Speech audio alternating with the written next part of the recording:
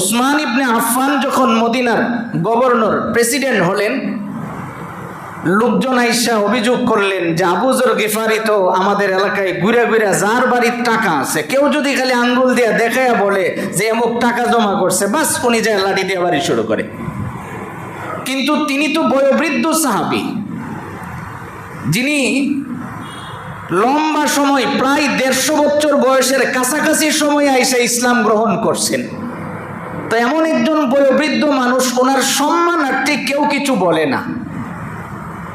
তারা সবাই আইসা ওসমান ইবনে আফফানের কাছে অভিযোগ করলেন যে আপনি এক কাজ করেন, আবু যর গিফারিকে একটু বুঝায় বলেন তিনি যেন এরকম মারপিট না করে, আমাদের তো সমস্যা হয়।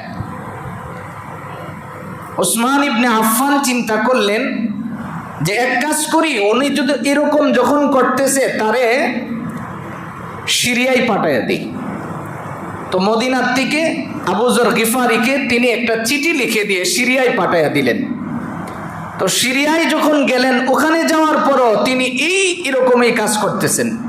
সিরিয়ায় যাওয়ার পরে, ওখানে যাওয়ার পরে দেখা গেল ওখানেও যদি কাউকে পায় যে শুনে যে সে টাকা জমা করছে, এখন তার উপরে আক্রমণ শুরু করে।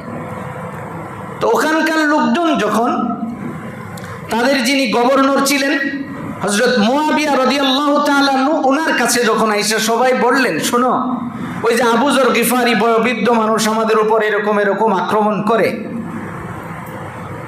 এই কথাটা বলার পরে তিনি ওসমান ইবনে আফফানের কাছে চিঠি লিখলেন।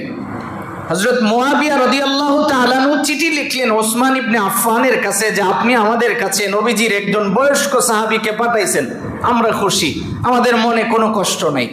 কিন্তু তিনি যে এই কাজগুলি করে, এই কাজের দ্বারা মানুষ তো ওনার উপরে ক্ষিপ্ত হচ্ছে, কিন্তু বয়োবৃদ্ধ হওয়ার কারণে ওনার সম্মানার্থে কেউ কিছু বলে না, তবে কতদিন বলবে না এটা তো আমরা জানি না।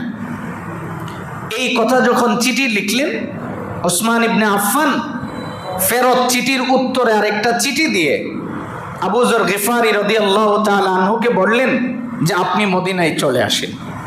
তিনি ওখান থেকে যখন মদিনায় আসছেন, আসার সঙ্গে সঙ্গে ওসমান ইবনে আফফান তিনাকে পাঠিয়ে দিলেন ওই রাবাজা নামক স্থানে, যেটা মদিনার পূর্ব উত্তর কর্নারে 3 কিলোমিটার দূরে।